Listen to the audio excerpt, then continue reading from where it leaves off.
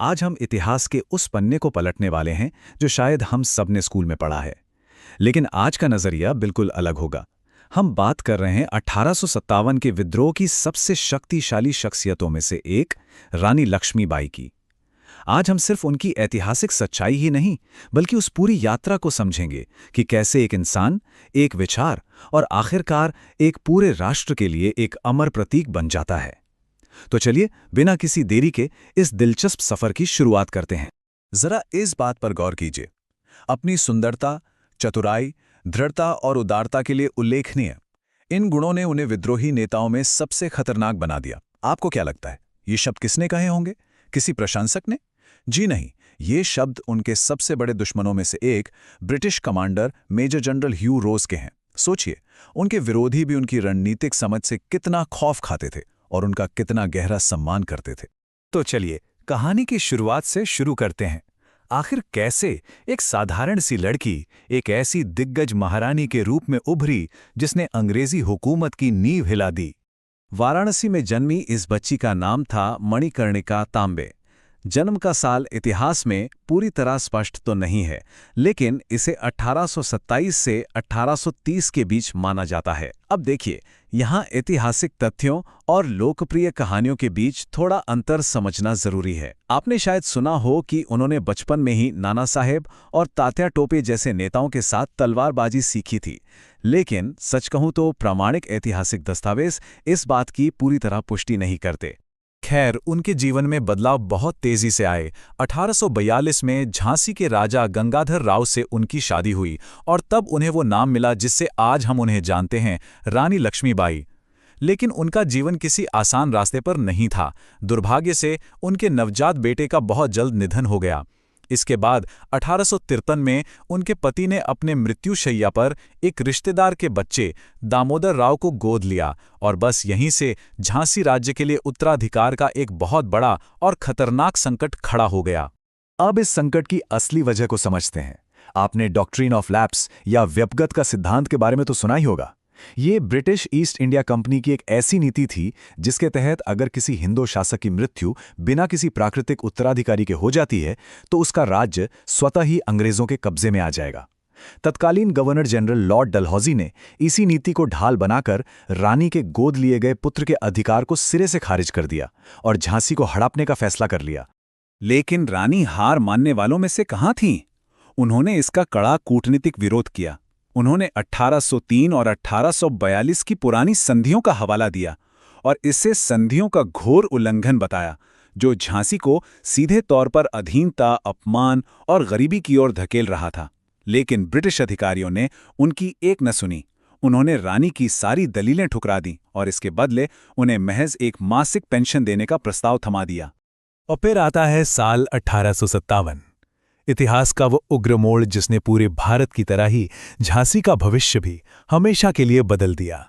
मई 1857 में मेरठ से भड़की विद्रोह की ये चिंगारी जंगल की आग की तरह फैली। कुछ ही हफ्तों में 5 जून को विद्रोही सैनिकों ने झांसी के गोला बारूद भंडार पर कब्जा कर लिया। मजबूरन 8 जून को झांसी के किले में मौजूद ब्रिटिश गैरिसन को आत्मसमर्पण करना पड़ा। इसके ठीक बाद एक बेहद हिंसक घटना घटी, कुख्यात जोखन बाग हत्याकांड, जिसने पूरी स्थिति को और भी तनावपूर्ण बना दिया। अब इस जोखन बाग हत्याकांड में रानी की असल भूमिका क्या थी, ये सवाल आज भी इतिहासकारों के बीच एक बहुत बड़ी बहस का विषय है। देखिए, इसके 2 बिल्कुल अलग अलग पहलू हैं।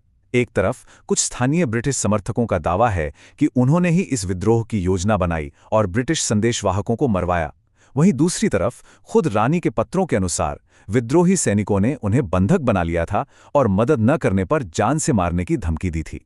दोनों पक्षों के अपने अपने दावे हैं और ऐतिहासिक स्रोत यहां पूरी तरह बटे हुए हैं।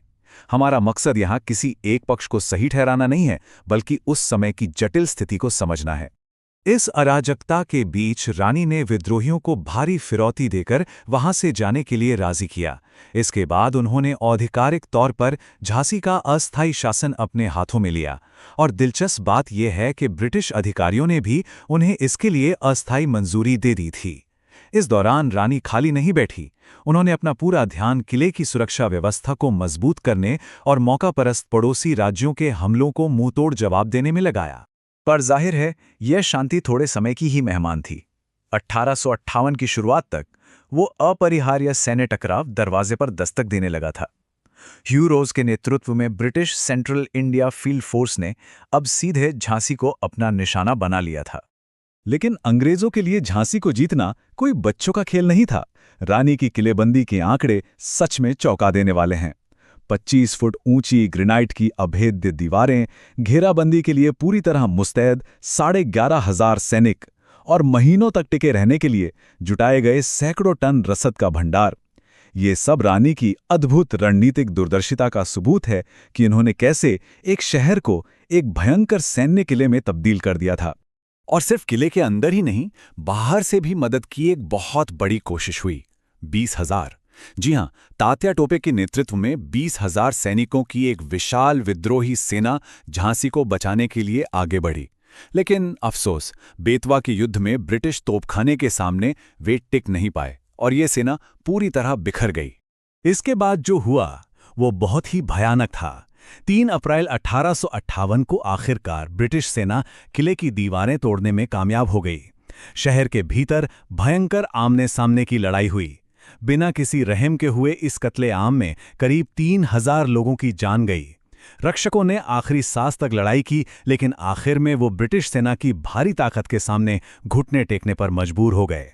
झांसी का पतन हो चुका था, लेकिन रानी की कहानी अभी खत्म नहीं हुई थी। उनका यहां से पलायन और उसके बाद लड़े गए अंतिम युद्ध किसी रोंगटे खड़े कर देने वाले सिनेमाई दृश्य से कम नहीं है। किले से उनके भागने की कहानी पर भी 2 बहुत अलग नजरिया हैं। एक तरफ वो लोकप्रिय और पौराणिक मान्यता है जो हम अक्सर सुनते हैं कि रानी ने अपने दत्तक पुत्र को पीठ पर बांधा और घोड़े समेत किले की ऊंची दीवार से सीधे छलांग लगा दी। वहीं दूसरी तरफ ब्रिटिश सैन्य दस्तावेज एक अधिक व्यवहारिक कहानी बयान करते हैं कि उन्हें गुप्त रूप से रस्सियों के सहारे नीचे उतारा गया था, या शायद भारी जनहानि से बचने के लिए अंग्रेजों ने ही उन्हें जानबूझकर भागने का मौका दिया था। सच चाहे जो भी हो, लेकिन ये 102 मील का आंकड़ा अपने आप में उनके अदम्य साहस की गवाही देता है।